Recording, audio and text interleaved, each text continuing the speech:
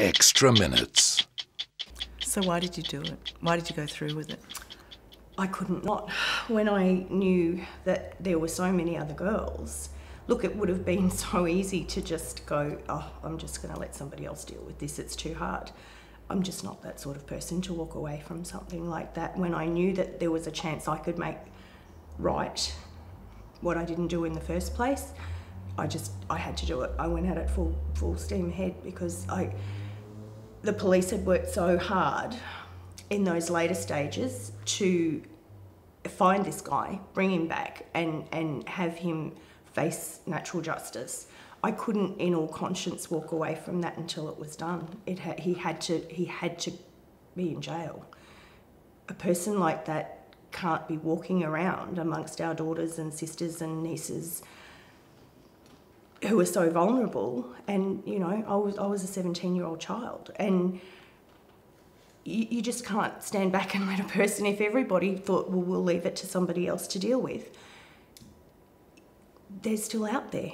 They're still out there preying on young women. And a lot of the ladies have daughters now that are almost the same age as we were when we were attacked.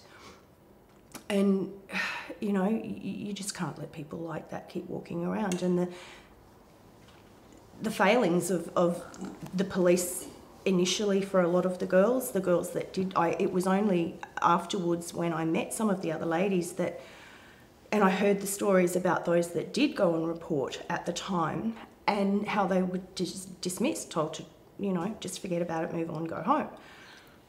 And, you know, there needs to be an open and accountable way for women to be able to report these things and know that the police are on our side and that something will be done. And when Tony, our policeman, he just never gave up, and I couldn't let him down, and I couldn't let the other ladies down.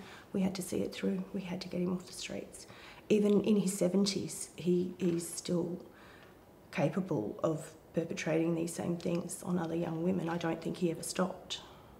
So you think that there are more victims out there? I think there are a lot of other victims. There were a lot at the beginning of this whole process, and a lot who dropped out for their own personal reasons. They just couldn't, you know, go forward. And to a large extent, what I was trying to do was get justice for them, to do something, I guess, in my own way, to see that even though they for whatever reasons couldn't go ahead with the court process because it's so challenging, to have to sit there and have him staring and laughing and making faces in court and carrying on like, you know, the village monkey. And it's very challenging. I can understand why people didn't want to have to drag their families and themselves through that. And I could do it, so I wanted to do it for them as well. I wanted, you know, I couldn't let them down. I couldn't let Tony down after all the work that he'd done to find him and bring him back. It had to end. It had to stop.